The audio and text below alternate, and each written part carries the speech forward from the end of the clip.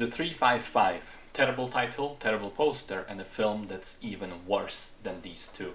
It was directed by Simon Kinberg, the man who previously produced many films and only directed one, and that film was The Dark Phoenix, and that should have been it. That should have been the end of his career as far as I'm concerned, but somehow he managed to stay in business.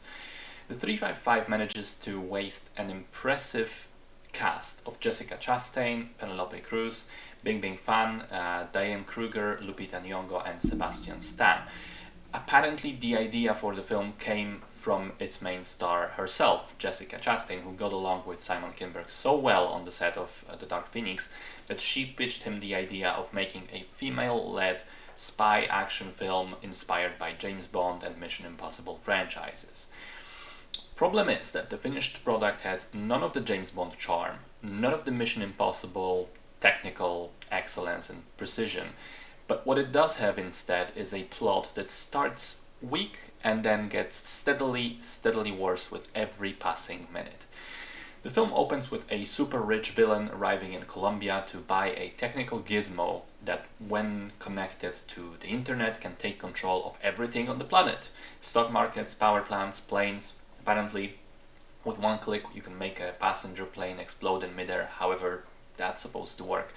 Anyway, the deal goes south. There's a shootout and an undercover agent from the Colombian forces manages to get away with this drive and escape to Paris. Jessica Chastain and Sebastian Stan are sent by the CIA to retrieve it, but the magical MacGuffin is also wanted by the German intelligence, Diane Kruger, Colombian intelligence, Penelope Cruz, Chinese intelligence, Bing Bing Fan, and various criminals from across the world. And so begins this adventure, which will take us across different countries, different continents, in fact, with the drive switching hands multiple times, and the main ladies eventually figuring out that they have to work together and team up to be able to get it back. Now, there are many problems with the film. First of all, the whole setup with a device that can do everything is dumb as rocks, but I was prepared to wave that away and just accept it, if the following story made a semblance of sense, if it was engaging, but it's not. The whole time the film goes on, it is obvious that the only solution for the heroes is to destroy the drive, because it's literally confirmed by the film that it's the only copy in existence. It self-destructs when you try to clone the software, and the creator of the device is dead, so it's impossible to create another one. So if you don't want it falling into the wrong hands, just smash it with a hammer. Done. That's the end of the film. But despite having multiple opportunities, and by that I mean that the main team is literally in possession of the drive, and they have all the time in the world to destroy it, and that happens twice in the film, they don't do that. The movie gives us no reason, no explanation other than the thing needs to stay in the game in order to prolong the plot. Now, if it followed any logic, the film should literally be over in half an hour, maybe less. Secondly, this has to be one of the most unbelievable spy shit I've seen, because it actually isn't spy shit, it's just mindless action all the time. There are several points when the girls actually try to go undercover and use their wits and, pretend they're someone else and try to get somewhere, and they just get discovered after 1 minute every single time, and they have to fight their way out. Problem 3, both Chastain and Kruger are sort of rogue agents in their respective agencies, because after the first action sequence in Paris, they both decide to continue on their mission despite having already been made. And that is just ridiculous. A lady goes into a foot chase through Paris, shooting gun left and right, not being arrested in the end somehow, and then she insists that she is the only one who can finish the mission. What nonsense is this? Everybody knows your face by now. How can you continue to be a spy? And also the ease with which the agents discover each other's identities is just super funny.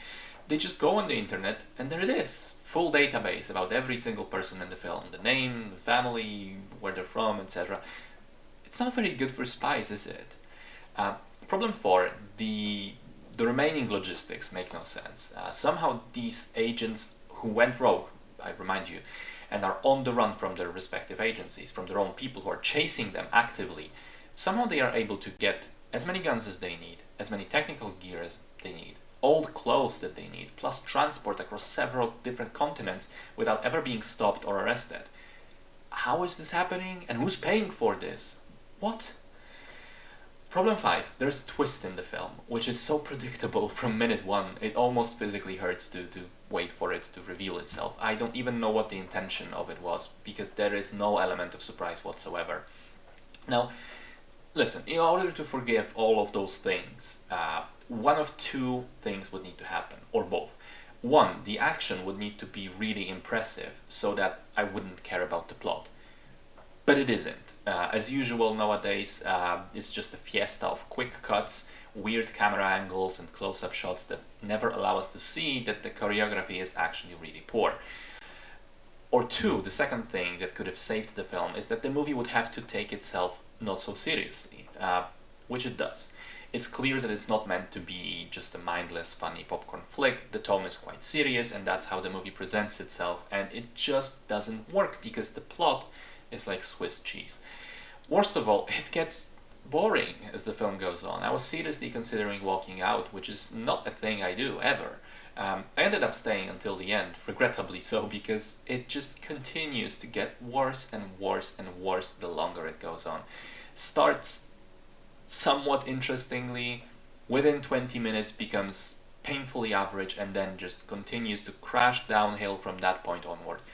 It is almost criminal how so many solid actresses are in this film, and what a waste of their talents it ends up being. Save yourself some time and stay away from this one.